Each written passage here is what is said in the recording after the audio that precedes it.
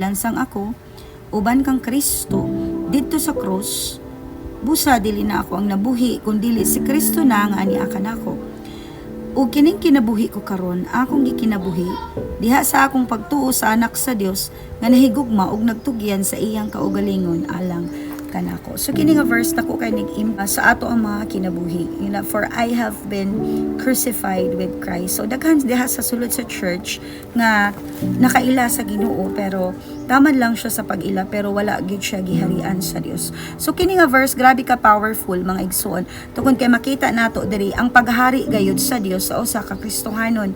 So si Paul nagsulti niini, for I have been crucified with Christ. Kaya ang tao nga giharian sa Dios lahi. Nga naman, ang pulong sa Ginoo ingon, he is crucified with Christ. So namatay na siya didto sa cross. No? So ang usa ka tawo nga giharian na sa Dios, no, ang iyang kinabuhi nga daan namatay na.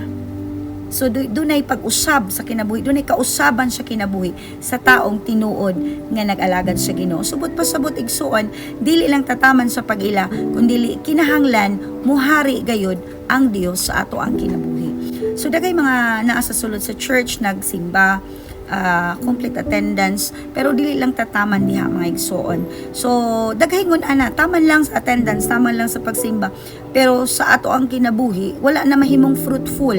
Day by day, ang tao nga tinuod nga giharian sa Dios, naga-follow ni sa Ginoo.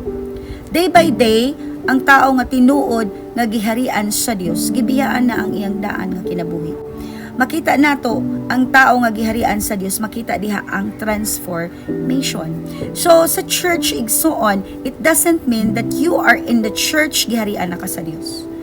Tungod kay daghan nga naa sa sulod sa church, nakaila lang pero wala giharian sa Dios. So ingon dito ang pulong sa Ginoo nga dili tanan nagtawag kanako o Ginoo makasulod sa gingharian sa Dios gawas sa katong nagtuman o nagasunod kaniya. So dili nato maliba ang pulong sa Ginoo igsoon.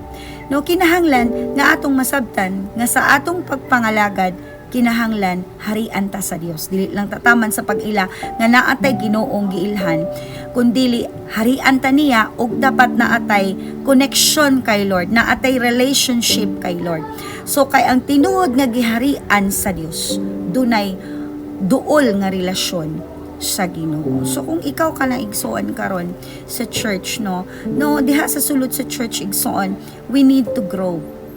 Diha sa sulod sa church, we need to be matured. Kinahanglan na ay day by day nga pagtubo o pag-uswag sa atong kinabuhi. Kinahanglan ato ning tumuhaon. No? Kay masayang lang ang